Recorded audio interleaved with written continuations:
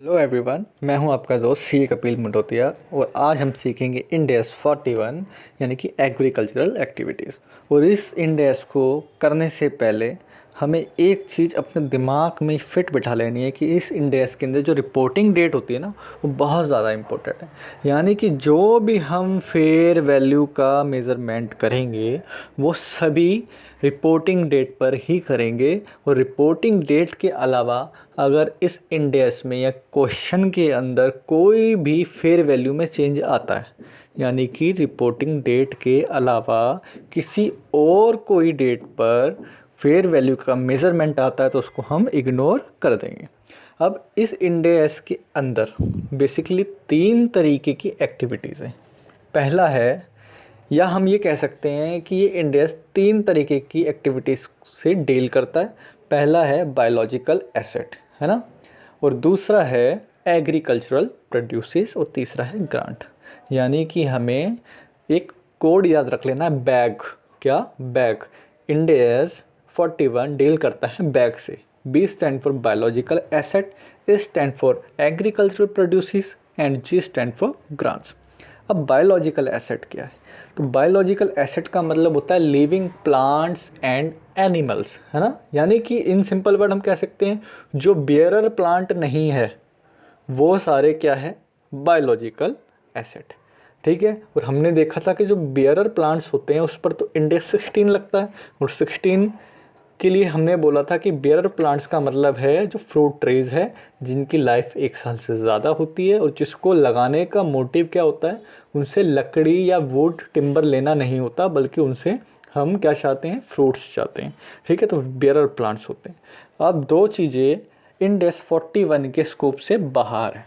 पहली तो biological asset, नहीं बियरर एसेट्स, ठीक है, अभी अभी हमने देखा। दूसरा क्या है? Land.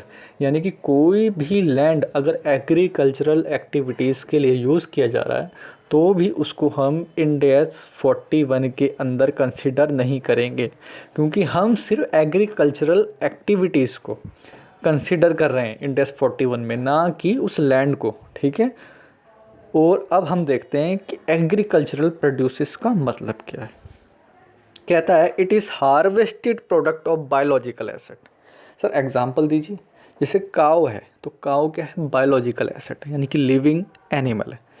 Where as milk is harvested product. जो भी हमें बायोलॉजिकल एसेट से प्रोडक्ट डायरेक्टली मिल रहा है, क्या वर्ड यूज़ करा मैंने? जो भी प्रोडक्ट हमें बायोलॉजिकल एसेट से डायरेक्ट मिल रहा है वो हो गया एग्रीकल्चरल प्रोड्यूस।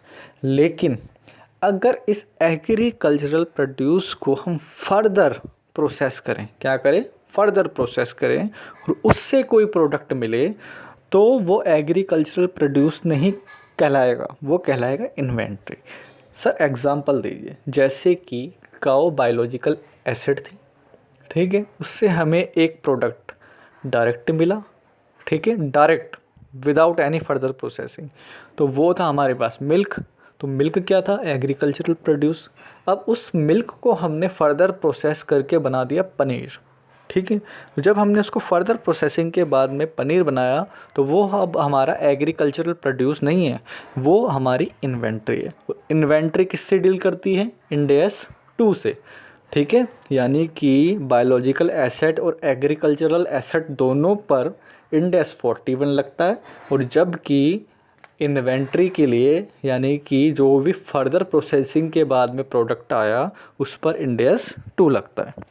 अब इनिशियल रिकॉग्निशन करनी है हमें बायोलॉजिकल एसेट की। अब इनिशियल रिकॉग्निशन कैसे करेंगे बायोलॉजिकल एसेट की, इसको हम एक एग्जांपल से देखते हैं। और ये एग्जांपल है ना आपकी स्टडी मेट का ही। अब ये एग्जांपल क्या बोलता है? 1 नवंबर 2011 को एक सी एग्रो लिमिटेड कंपनी है, वो परचेज करती है 100 गॉट और special breed from a market for the rupees of 10 lakh rupees. यानी कि 100 गॉट खरीदी 10 लाख रुपए में। कब? 1 नवंबर 2011 को। और उस पर ट्रांजैक्शन कॉस्ट आती है 2%। ठीक है सर, समझ में आ गया। The goat fair value decrease from 10 lakh to 9 lakh as on 31 March 2012। यानी कि 6 महीने बाद ना आपने जो गोट खरीदी 10 लाख की, उसकी कीमत गिर के कितनी हो जाएगी? 9 लाख रुपये हो जाएगी। बोलता है determine the fair value on the date of purchase. यानी कि आप फेयर वैल्यू निकाल लिए परचेज की डेट पे, और as on the financial year end 31 March 2012, यानी कि एक तो आप डेट ऑफ परचेज पे निकालो और 31 मार्च को भी निकालो। और इसमें दो केस है। बोलता अगर जो ट्रांजैक्शन कॉस्ट जो 2% की लगी वो कौन बोन करता है, सेलर, यानी कि सिर्फ सेलर भी उसका खर्चा उठाएगा। और दूसरा केस है the transaction cost are incurred by the seller and purchaser both, यानी कि दूसरे केस के अंदर जो ट्रांजैक्शन कॉस्ट है वो सेलर की भी लगेगी और परचेसर की भी लगेगी। अब यहाँ पर एक नोट है, if cost incurred by buyer only in that case it should be added in bank otherwise ignored. क्या कहता है, अगर कोई भी कॉस्ट जो इनकर कर रहा है, बेसिकली ट्रांजैक्शन कॉस्ट की बात कर रहा है, वो इनकर करता है बायर, सिर्फ इसी केस के अंदर वो बैंक से पेमेंट होगी, यानी कि बैंक में ऐड हो जाएगी। अब जनरल एंट्री देखते हैं कि 1 नवंबर 2011 को क्या एंट्री करेगा। ठीक है, तो बोलता है when the transaction cost are, तो जैसा कि हमने देखा where transaction cost are borne by the seller, तो हम इसमें एंट्री करेंगे biological asset account debit to bank account, और लॉस को हम डेबिट कर देंगे। क्यों, आपको पता है हमने 10 लाख रुपए की खरीदी बायोलॉजिकल एसेट और उस पर ट्रांजैक्शन कॉस्ट कितनी गई थी, उस पर ट्रांजैक्शन कॉस्ट गई थी 2%। तो हम जब भी एंट्री करते हैं इसके अंदर तो वैल्यूएशन जो होती है वो करते हैं हम fair value minus cost to sell के अंदर। तो फेयर वैल्यू थी 10 लाख रुपए माइनस 2% माइनस करा तो आपके पास आ गया 9,80,000 रुपये। तो हमारे पास एसेट डेबिट हो गई 9,80,000 रुपये की। बैंक से हमारे पास कितना जाएगा सर, क्या 10 लाख जाएगा या 10,20,000 जाएगा? सर इसमें 10 लाख रुपए जाएगा। क्यों? क्योंकि यहाँ पर जो ट्रांजैक्शन कॉस्ट है वो बॉर्न की है सेलर ने, ना कि बायर ने, इसलिए यहाँ पर सिर्फ 10 लाख जाएगा।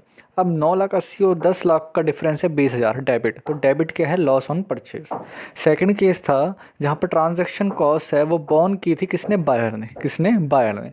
अगर बायर जब भी ट्रांजैक्शन कॉस्ट बॉर्न करता है तो बैंक के पास से ही वो पैसा जाता है, यानी कि इस बार जो बैंक से पैसा जाएगा वो 10 लाख रुपए नहीं जाएगा, वो जाएगा कितना, 10,20,000 रुपये। और एसेट हमारे पास कितने की आएगी, 10 लाख की या 9,80,000 की, 9,80,000 की, क्योंकि हमेशा हम एसेट को डेबिट करते हैं fair value less cost to sell से। और इस बार जो हमारे पास जो डिफरेंस आएगा वो आएगा 40,000 रुपये डेबिट में, जिसको हम बोल देंगे लॉस। अब हम बात करते हैं सब sequent recognition of biological asset. अगर बायोलॉजिकल एसेट एनिमल है तो आपको क्या करना है, जो भी डिफरेंस होगा इनिशियल रिकॉग्निशन के टाइम में उस एनिमल का और जो भी उसकी वैल्यू होगी at the end of the financial year, यानी कि रिपोर्टिंग डेट पे या बैलेंस शीट डेट पे जो भी आपकी वैल्यू होगी उस एसेट की या जब आपने उसको ख़रीदा था तब जो उसकी वैल्यू थी, दोनों का डिफरेंस ही क्या होगा, टोटल फेयर वैल्यू चेंजेस। अब जो टोटल फेयर वैल्यू चेंजेस है ना, दो तरीके के हो सकते हैं। पहला है प्राइस चेंजेस और दूसरा है फिजिकल चेंजेस। फिजिकल चेंजेस का मतलब क्या है, एक ऐसा change which is due to change in the age factor from the date of acquisition to till the balance sheet date, यानी कि एक एसेट को, एक एनिमल को खरीदने के बाद में वहाँ से लेकर उसकी बैलेंस शीट डेट तक जो भी उसके एज में डिफरेंस आया और उसकी वजह से कोई भी चेंजेस आ रहे हैं फेयर वैल्यू में, वो फिजिकल चेंज है। प्राइस चेंज का मतलब जो एज फैक्टर की वजह से नहीं हो रहा, वो प्राइस के फ्लक्चुएशन की वजह से हो रहा है। अब एक एग्जांपल ले लेते हैं, ठीक है। कहता है आई बॉट अ डॉग, मैंने एक डॉग ख़रीदा 30 सितंबर 2020 को 10,000 रुपये का, ठीक है। When he was age of 6 months, तब वो कितने साल का था, 6 महीने का था। And at the end of the year यानी कि 31 मार्च 2021 को प्राइस का, डॉग का प्राइस कितना हो गया, 15,000 रुपये। यानी कि शुरू में 10,000 रुपये का था, लास्ट में 15,000 का हो गया। और कुछ एडिशनल इन्फॉर्मेशन दी हुई है। एडिशनल इन्फॉर्मेशन बोलता है कि 1 year dog, old dog price is 12,000 rupees as on 31 मार्च 2021। यानी कि अगर आज के टाइम में आप 1 साल का डॉग लेने जाएं, ठीक है, तो उस डॉग की कीमत कितनी होनी चाहिए, 12,000। अब आप सोचना कि मैंने 6 महीने का एक डॉग लिया था 10,000 रुपये का, और 6 महीने का लिया था, और 6 महीने बाद हमारे वाले डॉग की कीमत कितनी हो गई थी, 15,000। तो टोटल फेयर वैल्यू में चेंज कितना आया था, 5,000 रुपये, क्योंकि 15,000 माइनस 10,000 इज इक्वल टू 5,000 रुपये। अब इस 5,000 रुपये के दो हिस्से हैं, एक प्राइस चेंज, एक फिजिकल चेंज।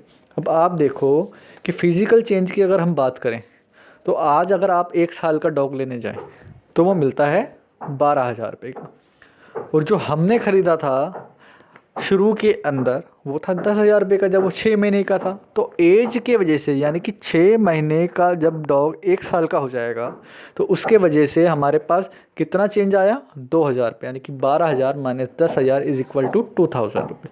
और टोटल चेंज यानी कि 5,000 रुपये में से जैसे ही हम 2,000 रुपये माइनस कर देंगे, जो 3,000 बैलेंसिंग फिगर है वो क्या है हमारे पास में, प्राइस चेंज। अब हम बात करेंगे कि अगर हमारे पास एग्रीकल्चरल प्रोड्यूसेस हैं तो हम क्या करेंगे। बोलता after processing of agricultural produces we would generate income, यानी कि जैसे ही हम एग्रीकल्चरल प्रोड्यूसेस हमारे पास में आ जाएंगे, यानी कि हम बात किसकी कर रहे हैं, दूध की, मिल्क की, है ना, तो हमारे पास उसको बेचने से क्या होगा, इनकम जनरेट हो जाएगी। तो इनकम क्या होती है, डेबिट होती है, क्रेडिट होती है, क्रेडिट होती है, इसको क्रेडिट कर देंगे। तो डेबिट क्या करेंगे, इन्वेंट्री, तो inventory account debit to income account. अब कुछ सम स्पेशल केसेस है, पॉइंट्स है। बोलता सपोज हमारे पास एक काव है और उस काव ने क्या दे दिया, बछड़ा दे दिया, calf. So how can we recognise the calf. बोलता है इनिशियल रिकॉग्निशन तो हमें सेम करनी है, यानी कि हम क्या करेंगे, fair value less cost to sell कर देंगे, ठीक है। लेकिन सब्सिक्वेंट रिकॉग्निशन में क्या करेंगे, सब्सिक्वेंट रिकॉग्निशन में क्या होता है, चेंजेस निकालते हैं, टोटल फेयर वैल्यू चेंजेस निकालते हैं, है ना। और उसके बाद में हम क्या करते हैं, उसका फिजिकल चेंज देखते हैं और प्राइस चेंज देखते हैं। बट इन केस ऑफ काफ, यानी कि जब भी कोई भी हमारी जो बायोलॉजिकल एसेट है, जो भी एनिमल है वो बछड़ा देती है या बच्चा देती है, उसके बाद में हमें उस टोटल चेंज के कोई भी कैटेगराइज या कैटेगरी में उसको डिवाइड नहीं करना है, ठीक है। अब बोलता है if biological asset is a plant, तो बायोलॉजिकल एसेट अब क्या है, प्लांट है, ठीक है। तो प्लांट है तो हम क्या करेंगे, बोलता है same treatment as agricultural produces, जैसा ट्रीटमेंट हमने एग्रीकल्चरल प्रोड्यूसेस का किया था, यानी कि inventory account debit to income, same वही ट्रीटमेंट करेंगे और जो भी रिलेटेड खर्चे हैं उसको प्रॉफिट एंड लॉस में डाल देंगे। अब मोस्ट इम्पॉर्टेंट टॉपिक है इस इंड एस का, वो है ग्रांट, यानी कि ग्रांट से रिलेटेड क्या ट्रीटमेंट करेंगे। बोलता है if any grant is received for biological asset then it shall be considered under Ind AS 41। कोई भी ग्रांट आपको रिसीव्ड होती है किससे रिलेटेड, बायोलॉजिकल एसेट से रिलेटेड, ठीक है। तो आपको उसको कहाँ कंसीडर करना है, इंड एस 41 में। सर लेकिन ग्रांट के लिए तो अलग से इंड एस है, इंड एस 20, वहाँ नहीं दिखाएंगे, नहीं वहाँ नहीं दिखाएंगे, लेकिन वहाँ पर भी दिखाया जा सकता है। कहता है if it is received for other than biological asset then it shall be considered under Ind AS 20, यानी कि गवर्नमेंट ग्रांट। कहता है दो यहाँ पर केसेस हो सकते हैं, जब आपको ग्रांट मिलती है ना तो उसको रिकॉग्नाइज करने की दो केसेस हैं। या तो वो ग्रांट पर कोई कंडीशन अटैच्ड होगी तो उसको बोलेंगे कंडीशनल ग्रांट। तो यानी कि जब भी आपको कोई कंडीशनल ग्रांट मिलती है, आप उस ग्रांट को क्या करो, डेफर्ड कर दो, क्या कर दो, उस ग्रांट की इनकम को डेफर्ड कर दो, और जैसे जैसे वो कंडीशन फुलफिल होती जाएगी हम उसको ट्रांसफ़र कर देंगे प्रॉफिट एंड लॉस अकाउंट में, ठीक है, over the period of asset. लेकिन अगर आपको ऐसी ग्रांट मिलती है जो कि अनकंडीशनल है, तो अनकंडीशनल है तो आपको क्या करना है, उसको इमीडिएटली ट्रांसफ़र कर देना है प्रॉफिट एंड लॉस अकाउंट में। अब एक नोट है, वो नोट क्या बोलता है, इस पूरे इंडेक्स में हमने बात करी फेयर वैल्यू मेजरमेंट की, यानी कि फेयर वैल्यू होगी, fair value less cost to sell निकालोगे तब आप इनिशियल रिकॉग्निशन करोगे, है ना। अगर फेयर वैल्यू ना हो एसेट की आपके पास में, क्या कहा मैंने, अगर एसेट की फेयर वैल्यू ना हो और आपको कोई ग्रांट मिलती है बायोलॉजिकल एसेट से रिलेटेड या एग्रीकल्चरल प्रोड्यूसेस से रिलेटेड, ठीक है, इन दोनों से रिलेटेड, इन सिंपल वर्ड, अगर आपको एग्रीकल्चरल एक्टिविटी से रिलेटेड कोई भी ग्रांट मिलती है और उसकी फेयर वैल्यू नहीं, आपके पास एसेट की फेयर वैल्यू नहीं है, तो आपको क्या करना है, तो आप जो भी ग्रांट मिल रही है उसको इंड एस 20 के अकॉर्डिंग डील करेंगे। किसके अकॉर्डिंग डील करेंगे, इंड एस 20 के अकॉर्डिंग डील करेंगे, क्योंकि आपके पास तो फेयर वैल्यू तो है ही नहीं। तो आपको कौन सा मॉडल लगाना पड़ेगा, कॉस्ट मॉडल लगाना पड़ेगा, और जैसे ही कॉस्ट मॉडल लगाओगे तो इंड एस 20 में चले जाओगे। लेकिन अगर एग्रीकल्चरल एक्टिविटीज़ की आपके पास में फेयर वैल्यू है तो आपको उसकी ग्रांट का रिकॉग्निशन या उस ग्रांट को जो आप डील करोगे वो इंड एस 41 के अकॉर्डिंग करेंगे। तो यहाँ पर हमारे पास जो इंड एस 41 है एग्रीकल्चरल एक्टिविटी वो कंप्लीट होता है। Thank you so much. उम्मीद है आपको समझ में आया होगा।